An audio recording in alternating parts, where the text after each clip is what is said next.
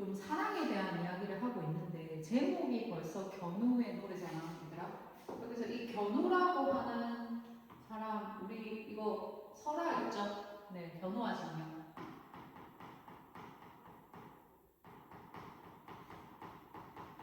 자, 이 설화를 차용한 시입니다.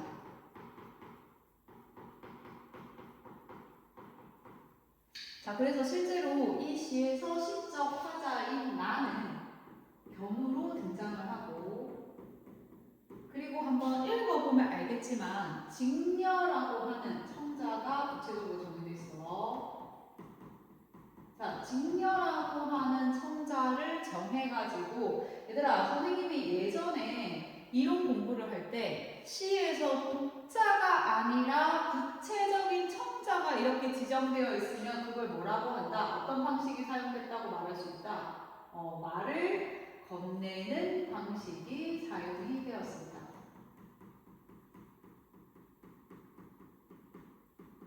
자, 그리고 시에서 이렇게 말을 건네는 방식, 즉 다시 말해서 독자 이외에 구체적인 청자 한 명을 딱 지적하고 말을 건네는 방식이 사용됐으면 이런 거를 대화체라고 이야기해요. 자, 우리가 일반적으로 대화체라고 한다면 말이 왔다 갔다 해야 될 것 같은데 시에서는 구체적 청자가 있어서 이 청자에게 말을 건네는 것만으로도 대화체라고 이야기를 합니다. 자, 그럼 무슨 말을 하는 건지 한번 보겠습니다. 자, 우리들의 사랑을 위하여서는 우리들은 이렇게를 이야기하겠죠. 사랑을 위해서는, 우리의 사랑을 위해서는 이별이 있어야 하네라고 이야기하죠.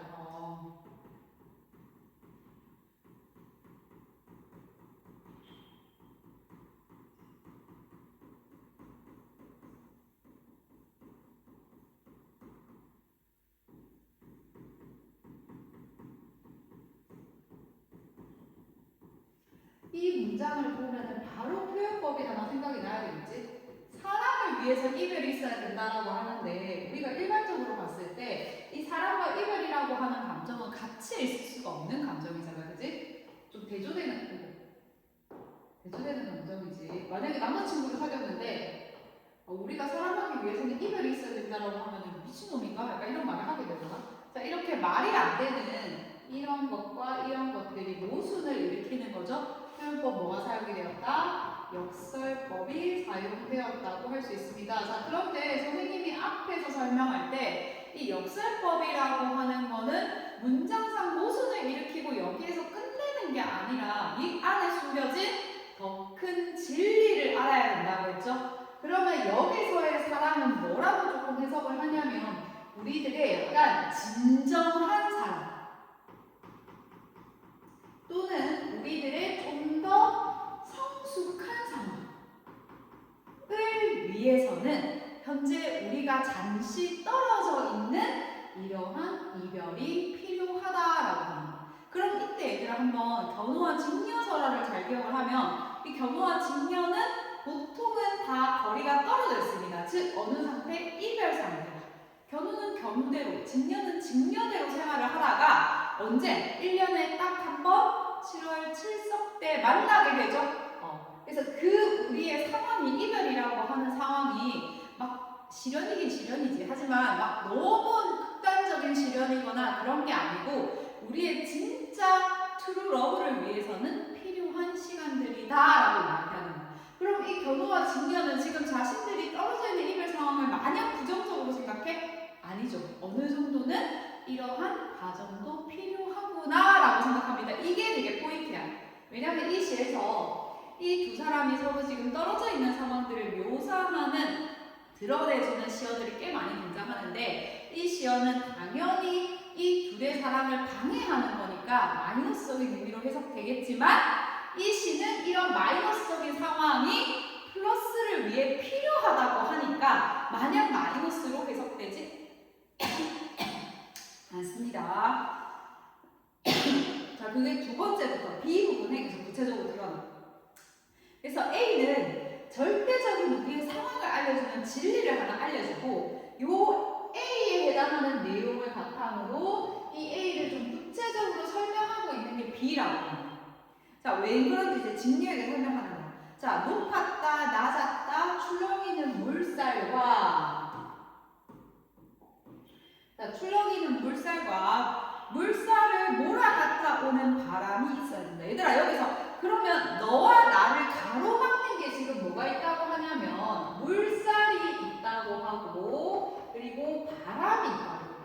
얘들아, 이거는 나와 이 직녀를 가로막는 존재들이야. 얘들아, 나와 직녀를 가로막는 존재니까 플러스겠습니까? 마이너스겠습니까? 마이너스지. 우리의 사랑을 방해하는 장애물들이죠. 그래서 여기에 등장하는 얘네들 하나 더 등장해서 여기까지 볼게. 그래서 둘의 사랑을 방해하는 장애물입니다. 좀 더 구체적으로 얘기하면 뭐가 된다? 시련, 고난 이런 것들이 되겠죠. 우리에게 이별 상황을 주는. 자, 계속 보면 우리들의 그리움을 위해서는 푸른 은합물이 있어야 하네. 푸른 은합물이 나와 직녀를 가로막는 장애물이죠.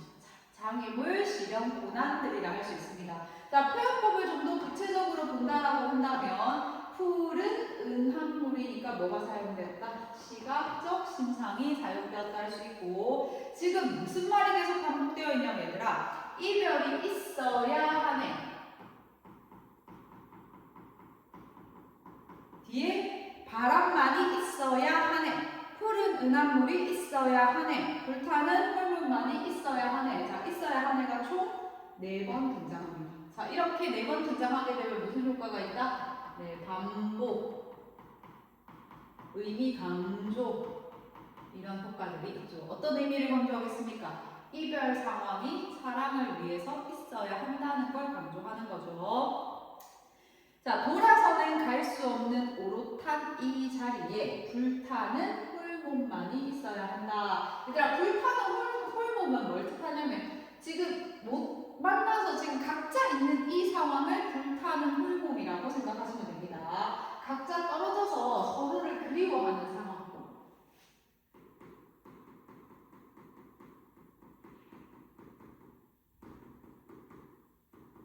자, 그러면 여기서 아까 물살, 바람, 푸른 은합물은 이 두 사람에게 시련과 고난을 의미하는 장애물이기도 하지만 선생님이 뭐도 될 수 있다고? 그렇죠. 진정하고 성숙한 사랑을 위해서는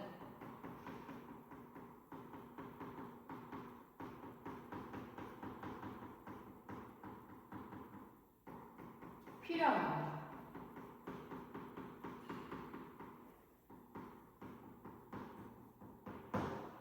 자, 그래서 우리의 사랑을 위해서는 이별이 있어야 되는데 이걸 좀 더 구체적으로 여기서 설명을 해주는 거지. 자, 계속 보겠습니다. 직녀요. 자, 딱 직녀. 청자에게 말을 건네죠. 여기 번쩍이는 모래밭에. 자, 여기서 모래밭에 돋아나는 풀싹을 나는 새이고 시초과자고 뚜루뚜루 나 있지. 나라고 되어 있지. 나는 지금 뭘 하냐면 모래밭에 있대. 나는 모래밭에서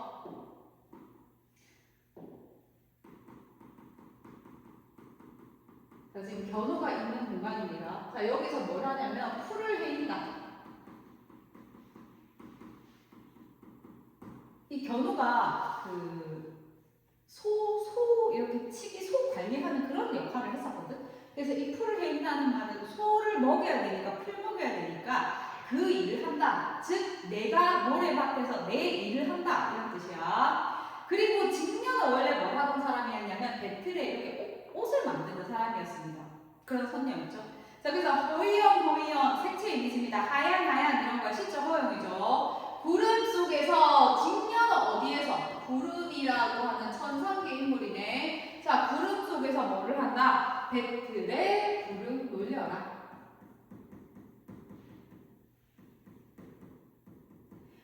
배틀은 옷감을 만드는 재봉틀을 이야기하고 여기서 북은 치는 북이 아니고 옷 만들 때 쓰는 도구입니다. 그러니까 너는 네 할 일 하면서 옷감을 만들고 나는 내 자리에서 소 먹이는 일을 하고 지금 각자 역할에서 각자 일에서 각자 일을 하면서 좀 지내보자 이런 이야기야. 자, 그리고 D 부분에 또다시 이야기합니다. 눈썹 같은 반달이 중천에 걸리는 7월 7석이 돌아오기 전에는 그러면 얘네 둘이가 만나는 시기가 있네. 자, 그게 7월 7석이죠. 자, 여기 하는 이 만나는 시기, 이 사랑하는 시기 이때를 위해서는 어떻게 하라고 합니까? 검은 암소를 나는 먹이고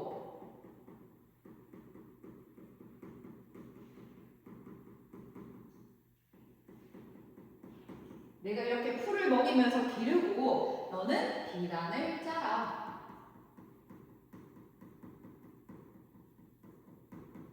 자, 이게 뭔 뜻이야 그러면? 그쵸. 각자의 일에 충실하자.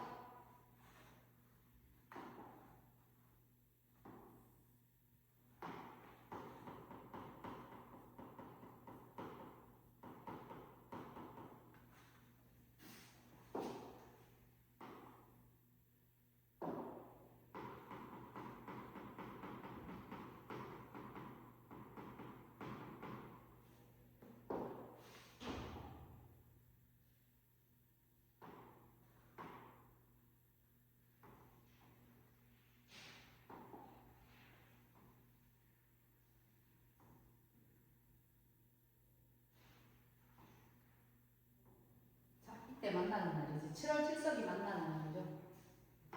그러니까 이 7월 7석이 만나는 날이 우리 진정한 사랑이 실현되는 날이에요. 자, 그때를 위해서는 우리가 각자가 잠시 이별해서 각자의 일에 충실하게 기다리면 그날이 더욱 의미 있을 것이다 라고 하는 이야기입니다. 뭐 시니까 이게 좀 이해가 되지, 실제로 내 남자친구가 이런 얘기를 하면 너무 답답하지. 자, 그러면 문제를 한번 보도록 하겠습니다. 자, 1번 문제. 자, 호수령인데 이 시를 창작하기 위해 작성한 메모 1보다 실제 작품에 반영될 계획을 모두 찾아 기호 쓰고 작품 속에 어떻게 형상화되었는지 해당 부분을 인용하여 각각 서술하되 조건에 맞게 써라. 자, 가에 서사의 인물을 차용하여 시상을 전개해야겠다. 말줄임표를 사용하여 동적인 분위기를 고조해야겠다. 역설적 표현을 활용하여 주제의식을 형성해야겠다. 계절적 이미지를 활용하여 생생한 느낌을 자아내야겠다. 의나를 통해 친근감을 표현해야 되겠다. 자, 답은 가와 단대. 자, 서사적 인물. 여기서 보면 견우와 직녀라고 하는 인물을 차용해서 시상을 전개하고 있죠. 어떻게 전개하고 있습니까? 말을 건네는 방식을 사용하여 시상을 전개하고 있습니다. 자, 그러니까 첫 번째는 가고, 여기서 보면은 우리의 사랑을 위해서는 이별이 있어야 하네. 이 부분을 인용하셔도 좋고, 아니면 직녀에게 말을 건네는 직녀야 어느 부분입니까? 직녀야, 여기 모래밭, 번쩍이는 모래밭에 돋아나는 풀싹을 나는 새이고 그대는 배틀에 북을 놀리게 라고 하면서 이런 것도 다 말을 건네는 방식이죠. 그래서 견우와 직녀의 내용이 들어간 부분 또는 말을 건네는 부분을 쓰시고 말을 건네는 방식이 사용되었다 이렇게 얘기하면 됩니다. 대화체가 시상 전개입니다. 자, 그 다음에 역설적 표현을 활용했다라고 하는 게 이 부분이죠. 역설법 사용한 거. 자, 주제의식을 형성한다는데 주제 내용을 쓰면 되죠. 주제가 뭡니까? 진정하고 성숙한 사랑을 위해서는 이별이라고 하는 시련과 고난이 필요하다. 즉, 시련과 고난을 좀 가지고 겪어야만 성숙하고 진정한 사랑을 할 수 있다. 이런 내용입니다. 그럼 이 사람들에게 있어서 시련과 고난이 뭔데? 불타는 홀몸의 상태로 있는 거잖아. 뭐 때문에? 물살, 바람, 푸른 은합물땀 때문에 다 서로 헤어져 가지고 잠시 떨어져서 나는 내 일을 하고 너는 네 일을 하고 이게 이별 상황입니다. 그래서 이런 것들을 충실하게 하다 보면은 우리의 사랑이 좀 더 7월 7석에 만났을 때 견고하고 단단해질 거다라고 이야기하는 게 이 시의 주제입니다. 1번에 자, 이 시와 보기의 공통적인 특성, 문병란은 직녀에게라고 하는 시인데 자, 단 하나 오작교마저 끊어서 버린. 얘들아, 여기서 오작교는 견우와 직녀가 만나는 유일한 7월 7석에 만나는 달이죠. 자, 근데 그것마저 끊어져 버릴 때 이 시에서는 지금은 가슴과 가슴으로 논두를 도와 변도나 위락을 딛고 건너야 만나야 할 우리. 그러면 지금 이 보기의 시에서는 이별 상황을 받아들이는 거야, 못 받아들이는 거야? 못 받아들이죠. 그러니까 오작교가 와서 끊어져 버렸으니까 우리가 이 돌을 쌓아가지고 이렇게 해서라도 우리가 만나야 하는 거 아닌가? 그래서 이별을 굉장히 적극적으로 거부하고 있습니다. 선체로 기다리기에는 세월이 너무 길다. 7월 7석이라고 하는 기간을 나는 기다릴 수가 없다. 우리 기다릴 수 없다. 이런 말이죠. 그러면 지금 이 직녀에게라고 하는 시와 견우의 노래라고 하는 시는 둘 다 선화를 차용했다는 점은 상당히 좀 비슷하고 견우와 직녀가 화자와 청자로 등장한다는 점도 되게 비슷하지만 이별 상황이 어떻게 받아들여지고 있는 거야? 물론 슬프지만 사랑을 위해서는 필요한 순간이다라고 받아들이는 것과 달리 여기서는 이별 상황 자체를 거부하고 있는 것이 특징입니다. 자, 그래서 답은 3번이죠. 거기 보면 운명을 받아들여야 한다는 수동적 태도는 이 시는 맞아. 어느 정도 수동적 태도니까. 자, 근데 이 보기시는 오히려 이별을 적극적으로 거부하고 있습니다. 2번 AD의 내용으로 적절하지 않는 거. 자, 이거 답은 3번인데 시에서는 현실 상황과 미래에 대한 기약 사이에서 갈등한다라고 하는데 여기서는 수용하고 있습니다. 현실 상황에 대해서.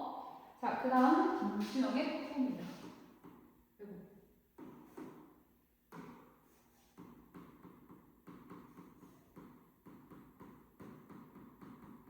시에서 선생님이 뭐가 중요하다고 했지? 그죠? 시적 대상이 굉장히 중요하다고 했죠. 자, 여기서도 폭포의 모습을 이야기하고 있는데 우리가 이른바 폭포라고 한다면 그치? 이렇게 막 떨어지는 게 폭포의 모습이잖아. 근데 여기서 보면 폭포가 진짜 거세게 떨어지거든? 우리가 일반적으로 이렇게 폭포를 보면 여러분들도 알겠지만 여기서도 폭포가 완전 거센 폭포를 화자가 본 거야. 화자가 이 거센 폭포의 모습을 본 겁니다. 자, 이걸 보고 폭포에 대해 느낀 바를 쓴 시라고 보시면 됩니다. 그럼 우리가 뭘 좀 알아야 된다? 이 폭포가 어떤 속성을 지녔는지 바라봐야 되겠죠. 자, 폭포는 고든 절벽을, 이 고든 절벽 되게 높은 절벽인가 봐. 무서운 기색도 없이 떨어진다. 자, 일단 폭포 자체가 떨어진다라고 표현되어 있고 이 시를 읽어보면 알겠지만 전반적으로 떨어진다, 떨어진다, 떨어진다, 떨어진다 4번 정도 등장하게 됩니다. 자, 근데 떨어지는데 그 앞에 수식어들이 다 달라. 어떻게 떨어지는지. 그 어떻게가 폭포의 속성을 보여준다라고 보면 됩니다. 그럼 필기를 이렇게 하시면 돼요.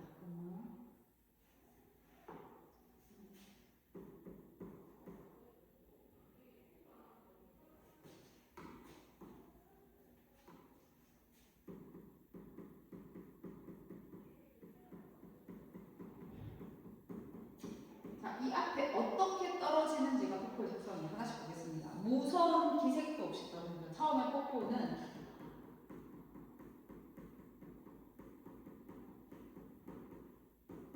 그러니까 뭐가 이렇게 위에서 떨어질 때 예를 들면 내가 위에서 다이빙을 한다고 하면 좀 머뭇머뭇거리거나 무서워서 이렇게 언뜻 못하잖아. 근데 폭포는 그런 것도 없이 그냥 팍 이 고든 아주 이 낭떠러지 같은 절벽 그냥 바로 떨어진다는 겁니다.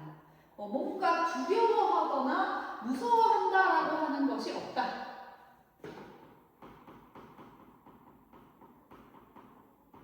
두려움이 없는 폭포의 속성을 보여주고 있습니다. 자, 두 번째, 규정할 수 없는 물결이 무엇을 향하여 떨어진다는 의미도 없이 계절과 주야를 가리지 않고 오매한 정신처럼 쉴 사이 없이 떨어진다. 보니까 이번에 떨어지는 거는 규정할 수 없는 물결이 쉴 사이도 없이 떨어진대. 쉴 사이도 없이 그냥 멈칫하거나 머뭇거리거나 잠깐 쉬거나 이런 것도 없이 그러니까 여기서 보면은 뭔가 두려움이나 타협, 두려움이 있으니까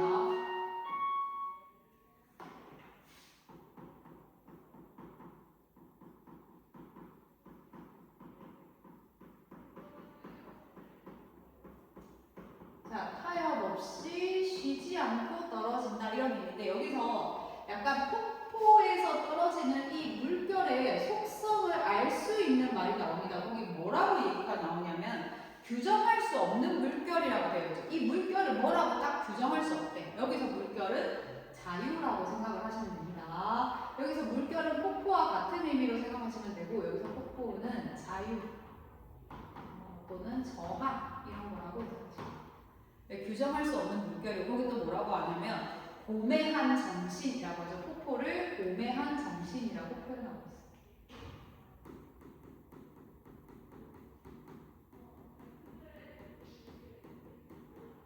그러니까 그러면 해석을 보세요. 자유와 저항의 정신이 무언가를 두려워하지 않고 떨어진다. 자유와 저항의 정신이 현실과 타협하지 않고 떨어진다. 이런 거라고 보시면 됩니다. 금잔하도 인가도 보이지 않는 밤이 되면, 얘들아 금잔하랑 인가는 비슷한 의미로 다 해석하면 되는데, 금잔하는 꽃인데 좀 소박한 꽃을 이야기하고, 인가는 사람이 사는 마을입니다. 그래서 소박하거나 따뜻한 거, 좀 플러스적인 인정이 있는 건데, 그게 보이지 않는 밤이라고 하니까 마이너스적인 현실이죠. 그러니까 금잔하도 인가도 없는 밤은 부정적 현실을 이야기한다고 할 수 있습니다. 근데 오히려 그 밤이 되면 뭐라고 하냐면, 오히려 얘가 모든 소리를 내면서 떨어지는 거죠. 얘들아, 모든 소리는 올바른 소리, 자유와 정의를 향한 소리, 저항의 소리, 이렇게 생각을 하시면 됩니다.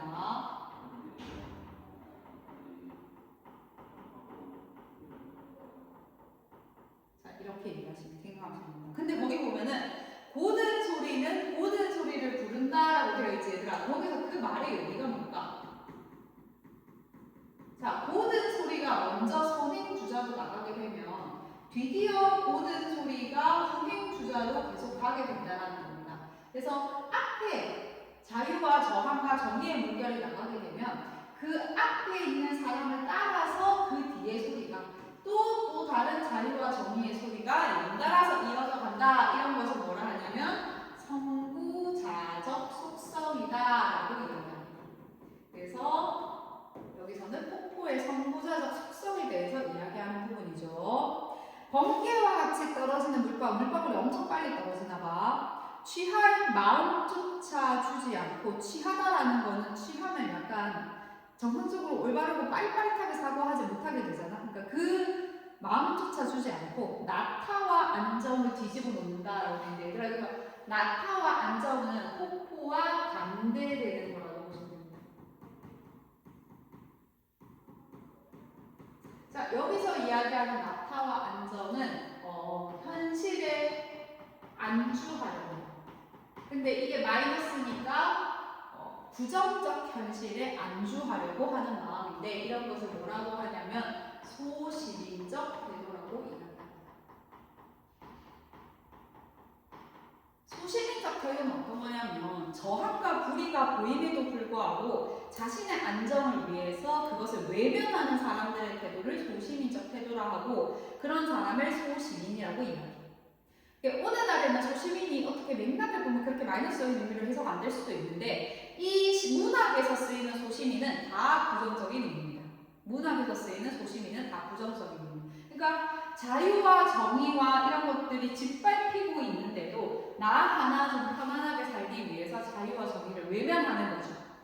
그래서 그런 태도를 나타와 안정을 가지는 태도라고 하는데, 폭포는 어떻다고? 이거를 뒤집어 놓을 뜻이라고 이야기하죠. 높이도 폭도 없이 떨어진다. 자, 떨어지는데 나타와 안정을 뒤집어 놓을 뜻이.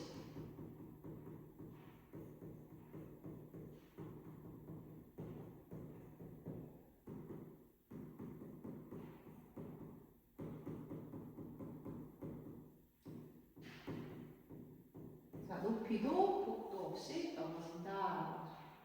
떨어진다가 있는 거.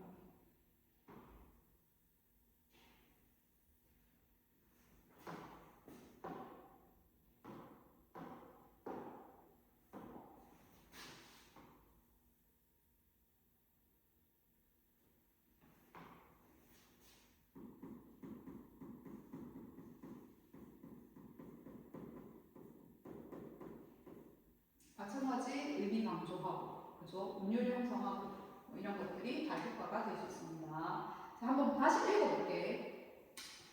폭포는 고든 절벽을 무서운 기색도 없이 떨어진다. 그러니까 폭포는 되게 그 낭떠러지 같은 절벽도 두려워하지 않고 확 떨어진다는 겁니다. 아까 폭포가 뭐 자유, 저항 이런 거라고 했으니까 자유와 저항의 정신은 현실을 내가 뭐 이제 이거 한다고 해서 내가 처벌받을 걸 두려워하고 그런 것도 없이 그냥 이렇게 바로 떨어진다는 거예요. 규정할 수 없는 물결, 폭포를 이야기하는 거죠. 자유와 저항입니다.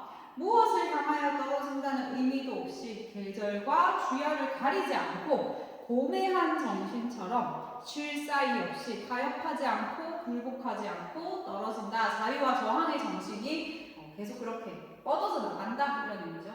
금잔화도 인가도 보이지 않는 밤이 되면, 자, 금잔화, 인가 다 어떤 인간다움, 따뜻한 것들을 의미하는데 그것이 보이지 않는 밤이니까 마이너스적인 현실을 말합니다. 폭포는 고든 소리를 내며 떨어진다. 고든 소리, 뭐 양심, 정의, 뭐 올바른 소리 이런 것들을 다 이야기하겠죠. 고든 소리는 소리이다. 고든 소리는 고든 소리를 부른다. 자, 고든 소리의 선구자적 속성을 말한다고 했습니다.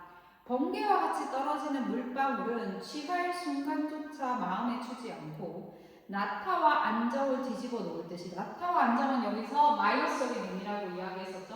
자, 그래서 어떤 현실에 안주하려고 하는 이런 속성을 뒤집어 놓을 듯이 폭도 높이도 없이 떨어진다. 여기서 폭도 높이도 없다라고 하는 거는 어떤 절대적인 자유로움을 이야기한다라고 할 수 있다. 뭔가 규정할 수 없는.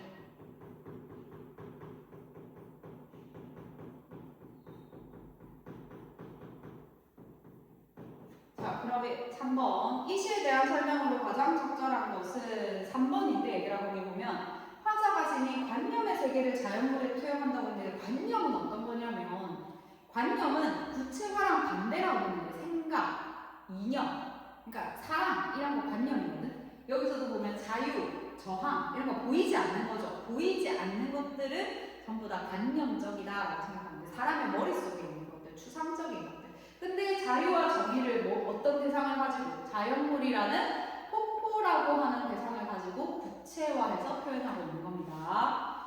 4번, 표현상의 특징으로 적절하지 않은 거. 답 3번인데, 밤을 배경으로 폭포의 상징성을 극대화하는데, 이 밤이라고 하는 게 배경으로 쓰인 거는 맞지만 그만큼 이 폭포가 소중하고 이 폭포의 가치가 필요하다는 걸 오히려 보여주는 시대 배경이죠. 자, 폭포가 지닌 특성을 설명한 것으로 적절하지 않은 거. 얘들아, 이게 전부 다 폭포의 특성이야. 어떻게 떨어진다라고 하는 게 이게 다 폭포의 특성입니다. 폭포의 특성 좀 잘 알아야 되죠.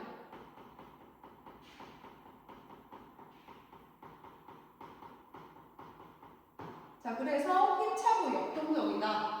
그리고 여기 이게 떨어진다라고 되어 있잖아. 이거 자체가 역동적인 이미지야.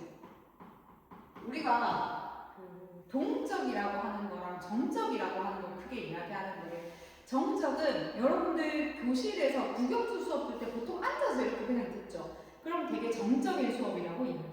근데 체육 시간에는 막 움직이지. 그런 거를 동적이라고 이야기합니다. 체육 시간보다 미술 시간 생각하면 미술 시간도 좀 뭔가 그리고 이렇게 하니까 왔다 갔다 하니까 동적이죠. 체육 시간은 그거보다 움직임이 훨씬 더 많지. 그러면 역동적이라는 말이 있어요. 여기서도 떨어진다라는 말을 여러 번 썼기 때문에 역동적이라는 말을 쓸 수 있습니다. 두려움 없는 비판과 저항의 정신. 그치, 여기 두려움이 없다라고 이야기하죠. 변함없이 지속된 일관된 속성, 변함이 없다. 뭐 이런 것들, 다 이런 것들에 해당되겠지. 부조리한 현실에 대비되는 정의롭고 진실되다. 고든 속성 이런 거죠. 관조적 자세를 통해 비극적 상황을 극복한다. 여기서 관조적 자세 자체가 없습니다. 관조적이면은 자유든 저항이든 이게 되게 남일처럼 이야기하는 거야. 자, 6번에 부정적 현실에 대해 저항하는 정신은 그 자체로 다른 사람을 각성시켜 더 많은 저항과 양심의 소리를 불러일으킨다. 이게 선구자적 속성을 이야기하는 거죠. 4번입니다. 자, 이 시에서 화자가 비판하는 삶의 태도를 드러나는 식구는 나타와 안정이죠. 소시민적 태도, 마이너스적인 태도입니다. 이 시에서 떨어진다라는 시어의 반복을 통해 얻게 되는 효과. 네, 이거 떨어진다. 이걸 통해서 운율 형성, 의미 강조죠. 어떤 의미를 강조하겠습니까?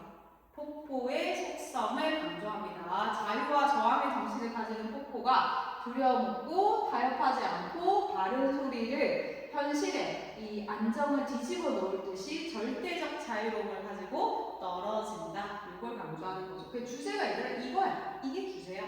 폭포의 속성을 이야기하는 게 주제인데 폭포의 속성이 이거야. 이게 무슨 의미인지 아셔야 되겠죠? 자, 오늘 여기까지 하도록 하겠습니다.